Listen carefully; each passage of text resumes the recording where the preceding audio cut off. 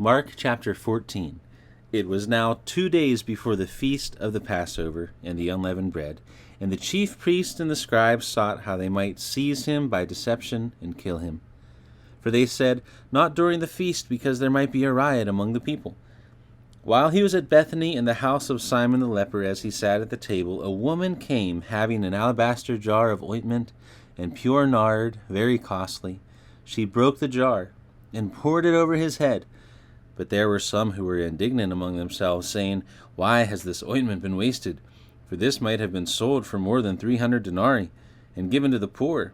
So they grumbled against her. But Jesus said, "Leave her alone. Why do you trouble her?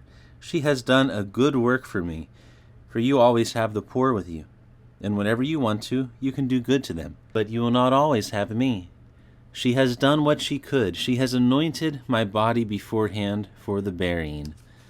Most certainly I tell you, wherever this good news may be preached throughout the whole world, that which this woman has done will also be spoken of her, for a memorial of her."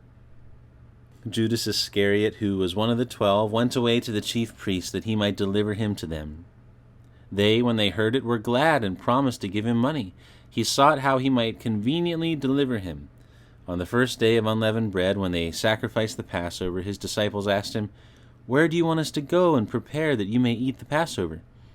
He sent 2 of his disciples and said to them, "Go into the city, and there you will meet a man carrying a pitcher of water. Follow him. And wherever he enters in, tell the master of that house, 'The teacher says, where is the guest room, where I may eat the Passover with my disciples?' He will himself show you a large upper room, furnished and ready. Get ready for us there." His disciples went out and came into the city and found things as he said to them, and they prepared the Passover. When it was evening, he came with the 12. As they sat and were eating, Jesus said, "Most certainly I tell you, one of you will betray me, he who eats with me." They began to be sorrowful and to ask one by one, "Surely not I?" And another said, "Surely not I." He answered them, "It is one of the 12, he who dips with me in the dish.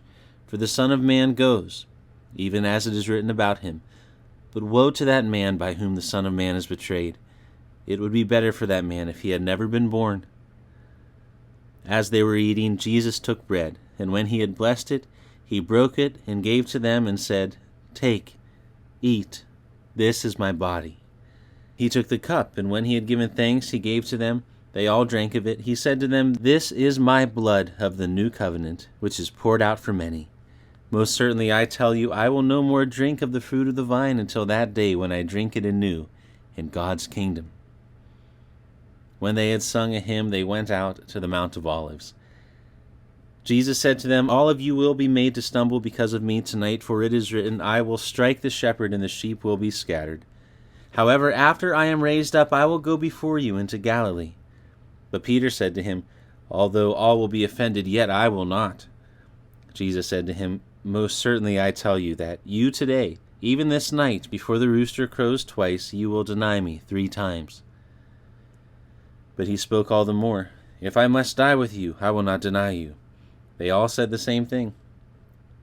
They came to a place which was named Gethsemane. He said to his disciples, "Sit here while I pray."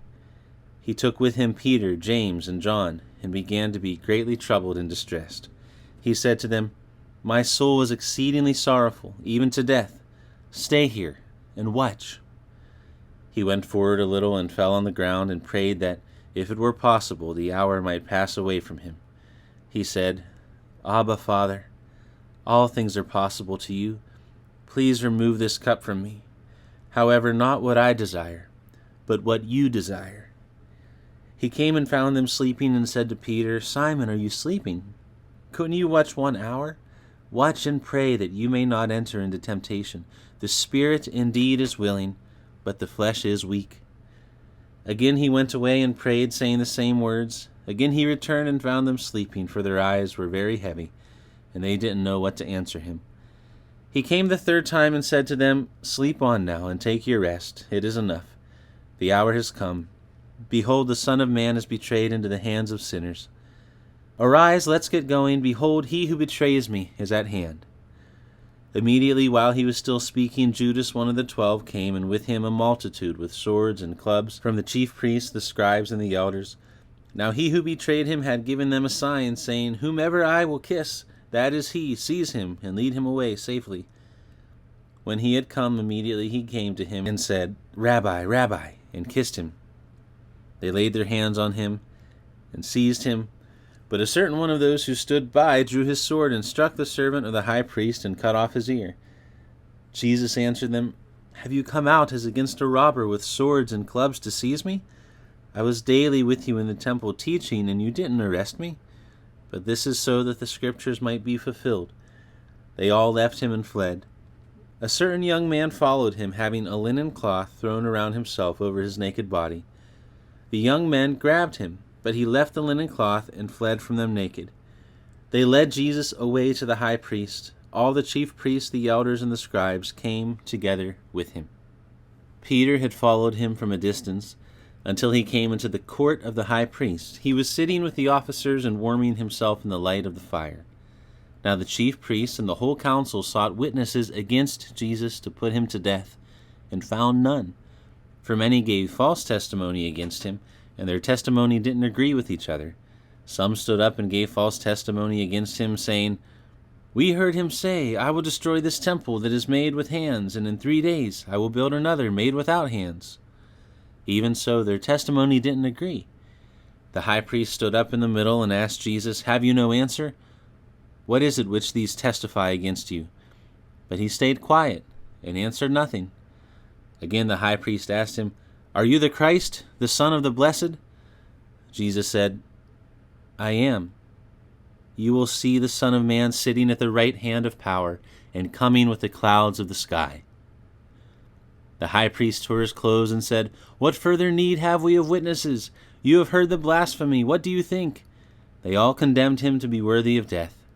Some began to spit on him, and to cover his face, and to beat him with fists, and to tell him, 'Prophesy.' The officers struck him with the palms of their hands. As Peter was in the courtyard below, one of the maids of the high priest came, and seeing Peter warming himself, she looked at him and said, 'You are also with the Nazarene, Jesus.' But he denied it, saying, 'I neither know nor understand what you are saying.' He went out on the porch, and the rooster crowed. The maid saw him and began again to tell those who stood by, 'This is one of them.' But he again denied it. After a little while again, those who stood by Peter said, 'You truly are one of them, for you are a Galilean, and your speech shows it.' But he began to curse and to swear, 'I don't know this man of whom you speak.' The rooster crowed the second time. Peter remembered the words, how that Jesus said to him, 'Before the rooster crows twice, you will deny me 3 times. When he thought about that, he wept.